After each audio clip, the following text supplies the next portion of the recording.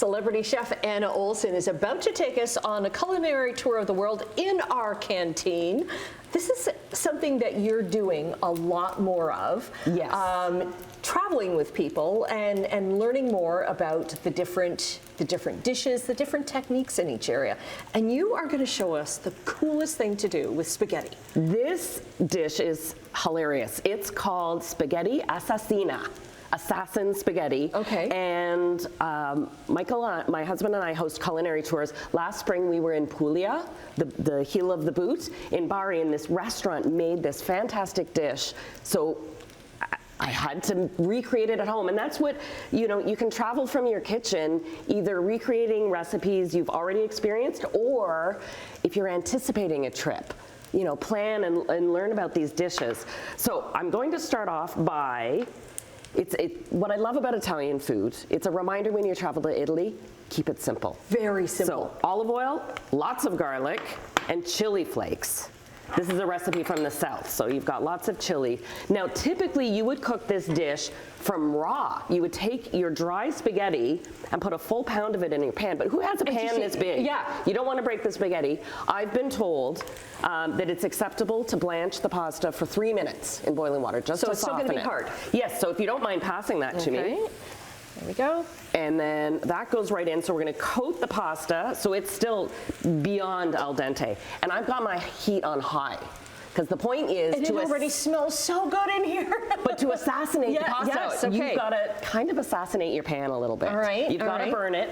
And I'm coating this with the oil, and then the liquid is very simple. I saved 1.5 cups of liquid from the pasta water, and then this is just a passata, just a tomato puree, a little sugar, just to encourage some of that caramelization, and tomato paste. Okay. And then you add that a little at a time, so kind of like cooking risotto.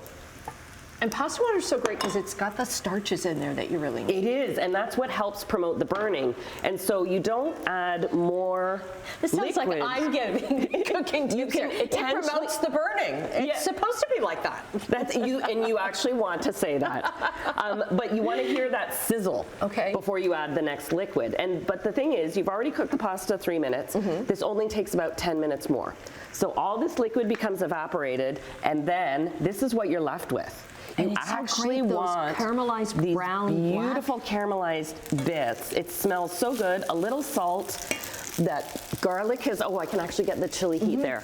Oh, it's awesome. And then the finishing touch is brilliant. In the South, Parmesan is from the north of Italy, and this is what you learn when you go to on these regional culinary tours, is you learn the specialty of the dish. So Parmesan is from the north, so in the South they wouldn't have Parmesan cheese, so you sprinkle this with toasted breadcrumbs. And you say that you keep this as a staple now in your kitchen, right? Yes, yep, and blanched cauliflower broccoli, a sprinkle of toasted breadcrumbs. It just adds texture, and it's so simple. And I brought a selection of dishes inspired from travel. So this is pide from Turkey.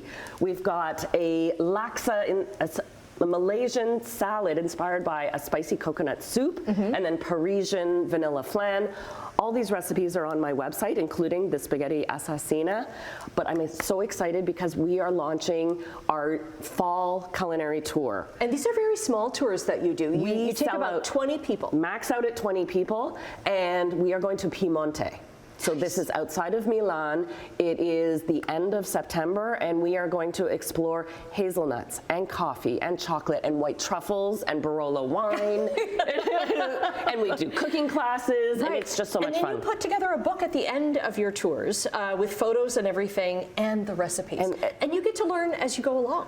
Oh, that's part of it too, is we host some cooking classes, but we're also taking in, and we're sort of a Canadian interpreter, so not all ingredients that you enjoy in Italy can you find here, what can you use as an option, and guide you through the process. And we have a blast. I'm friends with some of the people we've traveled with now, when we get together on a regular basis. That's awesome. Okay, we have come to the end of our segment, sadly, but it's going to be the beginning of our lunch in just a few minutes. We're going to end here because you're going to show us how to make these beautiful little pasta nests that look so cool. So it's just like how you twirl pasta on your fork and spoon, except you use a bigger fork and a bigger spoon. There we go.